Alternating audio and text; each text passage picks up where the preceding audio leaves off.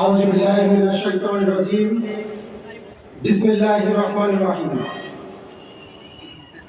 আজকের বাংলাদেশ জামাত ইসলামী কাশিমপুর থানা শাখা কর্তৃক আয়োজিত আজকের এই কর্মী সমাবেশের সংগ্রামী সভাপতি কাশিমপুর থানার সংগ্রামী আমির জনতা ফরহাদ হোসেন ইতিমধ্যে আমাদের মাঝে এসে উপস্থিত হয়েছেন।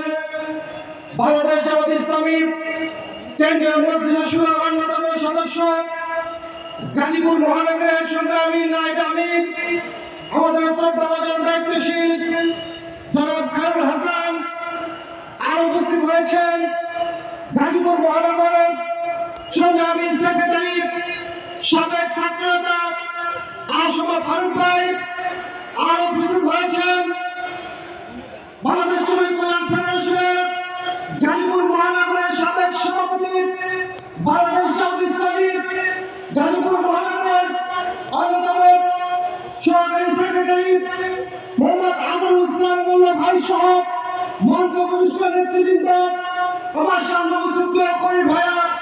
প্রথমে আমরা আপনাদেরকে বাংলাদেশ শ্রমিক কল্যাণ কাশিমপুর থানা শাখার পক্ষ থেকে আন্তরিক অভিনন্দন এবং ধন্যবাদ জানাচ্ছি। সংগ্রামী তৌহিদি জনতা, আপনারা জানেন বাংলাদেশে দীর্ঘ 17 বছর আমাদের উপরে জগদ্দল পাথরের মতো একটি প্রাচীর সরকার বসেছিল। এদেশের ছাত্র জনতা 5ই আগস্ট তাদেরকে এদেশ থেকে বিতাড়িত করেছে। সংগ্রামী উপস্থিতি, আমরা দেখেছি এই 15 বছরে তাদের শাসনামলে তাদের দুটি স্লোগান ছিল। একটি স্লোগান ছিল স্বাধীনতার পক্ষে, আরেকটি স্লোগান ছিল স্বাধীনতার বিপক্ষে। সংগ্রামী উপস্থিতি, এই ডিসেম্বর মাসে আমি তাদের কাছে পত্র লিখতে চাই।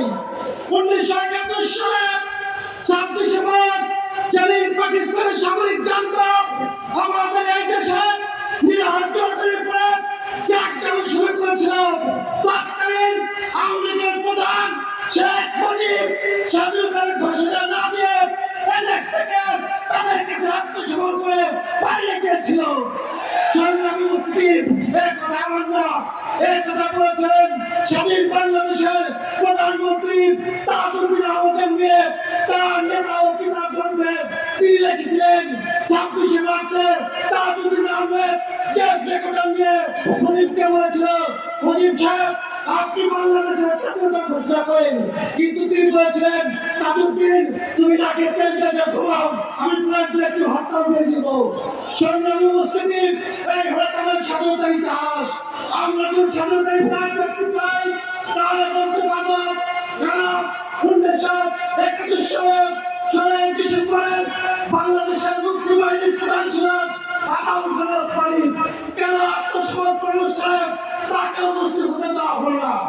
সংগ্রামী উপস্থিতি, আমরা এই প্রচন্ড আছি 71টা হাতে ফেরি এই কষ্টগুলো আমাদের ভাইকে করতে চাই। সংগ্রামী উপস্থিতি, তারা 15 বছরে বাংলাদেশ জামাত ইসলামের সবচেয়ে নির্যাতন করেছে। আমাদের অসংখ্য নেতা কর্মীকে, কেন্দ্রীয় একাধিক নেতা কর্মীকে তারা জুডিশিয়াল কিংয়ের মাধ্যমে ফাঁসির মঞ্চে তুলেছে। সংগ্রামী উপস্থিতি, তারা 5ই আগস্টের বিজয়ের পর তারা বিভিন্ন রূপ ধরে আমাদের মাঝে এসেছে। সর্বশেষ তাদের রূপ ছিল তারা কিস্তি লিখতে আমাদের মাঝে এসেছে। আমরা বলতে চাই, আজকে এই কর্মী সমাজ থেকে বলতে চাই, আনসার বাহিনী হয়ে, কিস্তি লীগ বাহিনী হয়ে, শ্রমিক লীগ বাহিনী হয়ে, জয় বাহিনী হয়ে বাংলাদেশে আমরা আসেন। আপনাদেরকে এই দেশে বাংলাদেশের জনগণ আর কোনদিন অর্জন করবে না। সংগ্রামী উপস্থিতি, এই কথা বলে শ্রমিক কল্যাণ ফেডারেশনের পক্ষ থেকে আজকে সবাইকে ধন্যবাদ জানিয়ে আমি আমার কথা শেষ করছি। আসসালামু আলাইকুম ওয়া রাহমাতুল্লাহ।